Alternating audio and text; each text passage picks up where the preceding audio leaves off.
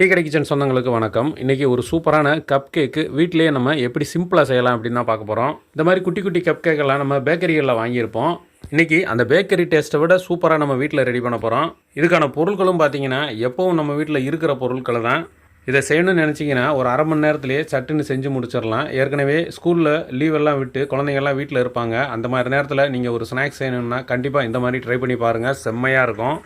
வணக்கம். நீங்கள் நம்ம டீ கடை கிச்சனில் சூப்பராக ஒரு பஞ்சாமிரத கேக்கு தான் பண்ண போகிறோம். அதுக்கு ஒரு மிக்சிங் பவுல் எடுத்து வச்சுட்டு இதில் ஒரு 50 ml நெய், அடுத்து வெல்லம் வந்து ஒரு கப்பு, இது கிட்டத்தட்ட ஒரு 200 கிராம் இருக்கும். வெல்லம் இந்த மாதிரி நல்லா துருவி, நல்ல வெல்லமாக துருவி வச்சுக்கோங்க. 200 கிராம் வெல்லம் சேர்த்துட்டோம்.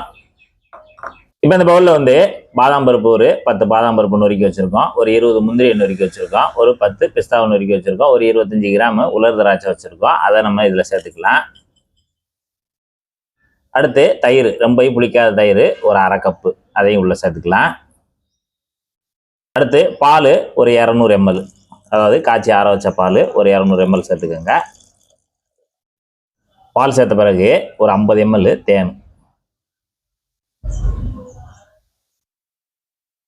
அடுத்து ஒரு விக்ஸ் வச்சு நல்லா கலந்துக்கிறலாம். சேர்த்த பொருளெல்லாம் நல்லா கலந்து விட்டுருங்க. விஸ்க் வச்சு நல்லா கலந்து விட்டுட்டு அடுத்து பேக்கிங் பவுடரு ஒரு அரை டீஸ்பூன் சேர்த்துக்கோங்க. பேக்கிங் பவுடர் சேர்த்துக்கோங்க, பேக்கிங் சோடா இல்லை, பேக்கிங் பவுடர் அரை டீஸ்பூன் சேர்த்துட்டு அதையும் நல்லா கலந்து விட்டுருங்க. ஒருவேளை உங்ககிட்ட பேக்கிங் பவுடர் இல்லைன்னா சோடா இருந்துச்சுன்னா ஒரு 1/4 டீஸ்பூன் மட்டும் சேர்த்துக்கோங்க.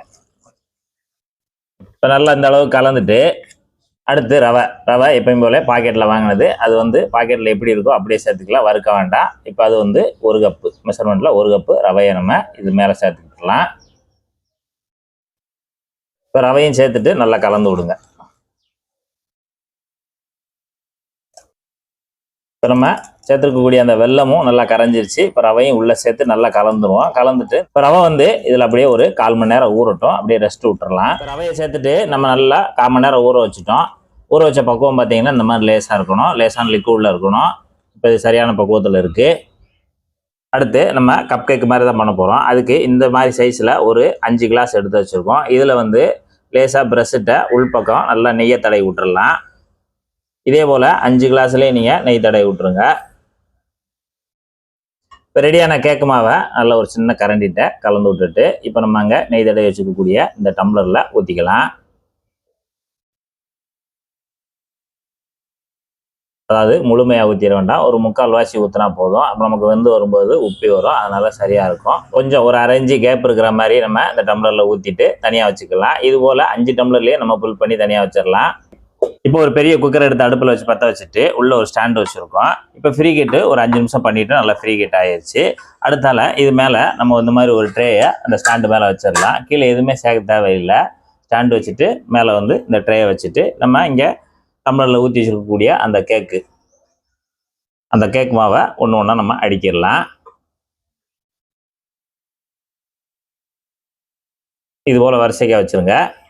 இப்போ நம்ம எல்லாத்தையுமே ஊற்றி டம்ளரில் வச்சுட்டு இப்போ நம்ம கேஸ்கெட் எதுவும் போட தேவையில்லை, விசில் எதுவும் வைக்க தேவையில்லை, அப்படியே வச்சு லாக் பண்ணிடுங்க. இப்போ நம்ம சின்ன பர்னரில் அந்த தீயோட அளவை வச்சுட்டு மேலே குக்கர் மூடி போட்டு இது ஒரு 20லேருந்து ஒரு 25 நிமிஷம் நம்ம அந்த மீடியமான ஹீட்டில் பேக் பண்ணி எடுக்கணும். இப்போ நம்ம ஸ்டவ் ஆஃப் பண்ணிவிட்டு அப்படி திறந்து பார்த்துக்கலாம். நமக்கு சூப்பராக நல்லா பேக் ஆகி வந்திருக்கு. கேக் பார்த்தீங்கன்னா நல்லா புஷ்ஷுன்னு வந்திருக்கு. இந்த சமயத்தில் நம்ம இந்த மாதிரி ஏதாவது குச்சி இருந்துச்சுன்னா அதை உள்ளே வச்சு நம்ம பார்த்துக்கலாம். இப்படி நமக்கு கொஞ்சம் கூட பிசுறு இல்லாமல் ஒட்டாமல் வந்துச்சு, நல்லா வெந்துருச்சுன்னு அர்த்தம். இப்போ நமக்கு ரெடி ஆயிடுச்சு. இப்போ நம்ம ஒன்று வெளியில் எடுத்து ஆற வச்சுக்கலாம். இப்போ டம்ளரில் உள்ள கேக்கெல்லாம் நல்லா ஆறி வந்துருச்சு. இப்போ இந்த மாதிரி ஒரு ஷார்ப்பான கத்தியை வச்சுட்டு சைடை மட்டும் அப்படியே எடுத்து விட்டுட்டு கொஞ்சம் தட்டினோம் அப்படின்னா அப்படியே கேக் எல்லாமே முழுமையாக நமக்கு வந்துடும். நீங்களும் உங்கள் வீட்டில் ஒரு சூப்பரான கப் கேக் போடணும்னு நினச்சிங்கன்னா கண்டிப்பாக இந்த மாதிரி ட்ரை பண்ணி பாருங்கள், செம்மையான ஒரு டேஸ்ட்டாக இருக்கும். இதே மாதிரி ட்ரை பண்ணி பார்த்துட்டு எப்படி இருந்துச்சுங்கிறத மறக்காமல் கமெண்ட்டில் சொல்லுங்கள். நம்ம அடுத்த வீடியோவில் சந்திக்கலாம். நன்றி.